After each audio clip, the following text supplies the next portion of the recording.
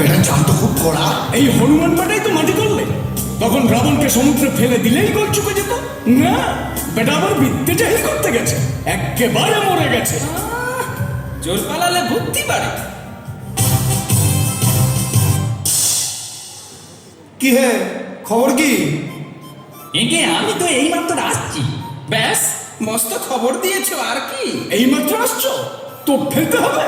আজ কি ঘটলো না ঘটলো সব ভালো করে গুছিয়ে বলো। একে আমি তো ওই ছান টান করে পুঁই শাক চচ্চড়ি আর কুমড়ো ছেঁচকে দিয়ে চারটি ভাত খাই অমনি বেরিয়েছি।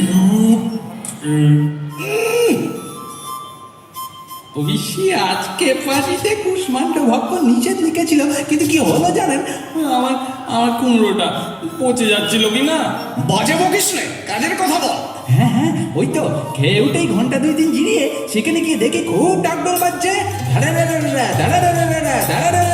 মার বেটাকে মার, বেটার কান কেটে দে। বেটার খেলা রে, দেখো দেখো চলছে কিনা ঠিক রেকারিং ডেসিমা।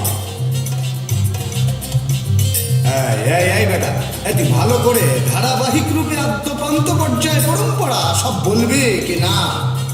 তারপরে কি হলো শুনি ততক্ষণ।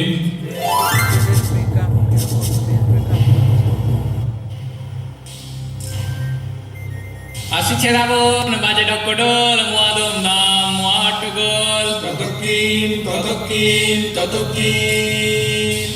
শঙ্খ হুলাহুলি সানাই নিঃসন করতাল ঝঙ্কার অষ্টড ঝনন আজি দুর্দিনের নাহি কার রক্ষা বলে বলে সবে পাবি আজি অক্কা চুপ বেয়াদব মুখ সামনে কথা বল। তুমি রাবণকে দেখেছো? এখান থেকে কত দূরে? এখান থেকে প্রায় 5 ঘন্টা। মন্ত্রী মশাই, একটা কথা শুনুন, কানে কানে বলবো। বন মানুষ কোথাকার, তোর দাড়িতে ভার বিলম্ব, শুনবো না। বেটা হাসছিস কেন রে বেয়াদব?